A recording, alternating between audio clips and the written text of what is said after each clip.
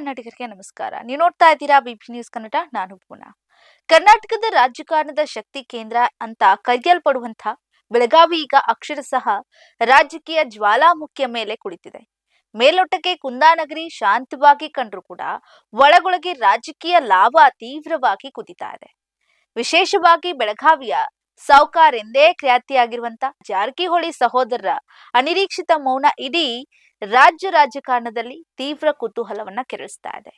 ಈ ಮೌನದ ಹಿಂದೆ ಯಾವ್ದಾದ್ರೂ ದೊಡ್ಡ ಮಟ್ಟದ ರಹಸ್ಯ ತಂತ್ರ ಅಡಗಿದೆಯಾ ಎನ್ನುವ ಪ್ರಶ್ನೆ ಈಗ ಎಲ್ಲೆಡೆ ಕೇಳಿ ಬರ್ತಾ ಇರುವಂತದ್ದು. ಬೆಳಗಾವಿ ರಾಜಕೀಯದ ಇಂದಿನ ಈ ಪರಿಸ್ಥಿತಿಗೆ ಪ್ರಮುಖ ಕಾರಣ ಸಚಿವ ಸತೀಶ್ ಜಾರಕಿಹೊಳಿ ಅವರ ಬದಲಾದ ನಡೆ.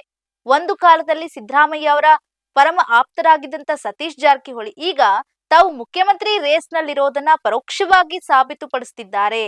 ಯಾಕಂದ್ರೆ ದೆಹಲಿ ಮಟ್ಟದಲ್ಲಿ ಅವರು ನಡೆಸ್ತಾ ಇರುವಂತಹ ಸಂಪರ್ಕಗಳು, ಉತ್ತರ ಕರ್ನಾಟಕದ ನಾಯಕರನ್ನ ಒಗ್ಗೂಡಿಸ್ತಾ ಇರುವಂತಹ ರೀತಿ, ಅವರ ಸಿಎಂ ಕನಸು ಸಾಕಾರಗೊಳ್ಳುವ ಹಾದಿಯಲ್ಲಿದೆಯೇ ಎಂಬ ಚರ್ಚೆಗೆ ನಾಂದಿ ಹಾಡ್ತಾ ಇದೆ. ಆದ್ರೆ ಈ ಹಾದಿಯಲ್ಲಿ ಅವರಿಗೆ ದೊಡ್ಡ ತಡೆಯಾಗಿರೋದು ಡಿಕೆ ಶಿವಕುಮಾರ್ ಮತ್ತು ಲಕ್ಷ್ಮೀ ಹೆಬ್ಬಾಳ್ಕರ್ ಜೋಡಿ. ಬೆಳಗಾವಿ ಜಿಲ್ಲೆಯ ಮೇಲೆ ಹಿಡಿತ ಸಾಧಿಸೋದಕ್ಕೆ ಕೆಪಿಸಿಸಿ ಅಧ್ಯಕ್ಷ ಡಿಕೆ ಶಿವಕುಮಾರ್ ಅವರು ಸಚಿವೆ ಲಕ್ಷ್ಮೀ ಹೆಬ್ಬಾಳ್ಕರ್ ಅವರಿಗೆ ಸಂಪೂರ್ಣ ಬೆಂಬಲವನ್ನ ನೀಡ್ತಾ ಇರೋದು ಜಾರಕಿಹೊಳಿ ಕುಟುಂಬದ ಕಣ್ಣು ಕೆಂಪಾಗ್ತಾ ಇದೆ. ಜಿಲ್ಲಾ ರಾಜಕಾರಣದಲ್ಲಿ ಹೆಬ್ಬಾಳ್ಕರ್ ಅವರ ಪ್ರಾಬಲ್ಯ ಹೆಚ್ಚುತ್ತಾ ಇರೋದು ಜಾರಕಿಹೊಳಿ ಸಹೋದರರ ಆಧಿಪತ್ಯಕ್ಕೆ ಸವಾಲಾಗಿ ಪರಿಣಮಿಸ್ತಾ ಇದೆ.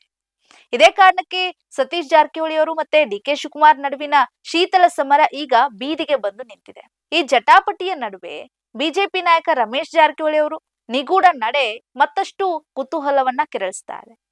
ತಮ್ಮನ್ನ ಪಕ್ಷದಿಂದ ಹೊರಗೆ ಹೋಗುವಂತೆ ಮಾಡಿದವರ ವಿರುದ್ಧ ಸೇಡು ತೀರಿಸಿಕೊಳ್ಳೋದಕ್ಕೆ ರಮೇಶ್ ಜಾರಕಿಹೊಳಿ ಅವರು ಸಂಚನ ರೂಪಿಸ್ತಾ ಇದ್ರೆ, ಸದ್ಯಕ್ಕೆ ಅವರು ಮೌನವಾಗಿದ್ರು. ವಿರೋಧಿಗಳ ಕೋಟೆಯನ್ನ ಧ್ವಂಸ ಮಾಡಲು ಒಳಗೊಳಗೆ ಸ್ಕೆಚ್ ಅನ್ನ ಸಿದ್ಧಪಡಿಸುತ್ತಿದ್ದಾರೆ ಎನ್ನಲಾಗ್ತಾ ಇದೆ. ಕಾಂಗ್ರೆಸ್ನಲ್ಲಿರುವಂತ ತಮ್ಮ ಸಹೋದರ ಸತೀಶ್ ಜಾರಕಿಹೊಳಿ ಜೊತೆಗೂಡಿ ಡಿಕೆ ಶಿವಕುಮಾರ್ ಅವರ ಬಣಕ್ಕೆ ಟಕ್ಕರ್ ಕೊಡಲು ರಮೇಶ್ ಸಿದ್ಧರಾಗಿದ್ದಾರೆ ಎಂಬ ಅನುಮಾನ ದಟ್ಟವಾಗ್ತಾ ಇದೆ. ಒಟ್ಟಾರೆಯಾಗಿ ಬೆಳಗಾವಿಯ ರಾಜಕೀಯದ ಈ ಒಳ ಜಗಳಗಳು ಯಾವ ಕ್ಷಣದಲ್ಲಾದ್ರೂ ಸ್ಫೋಟಗೊಳ್ಳಬಹುದು.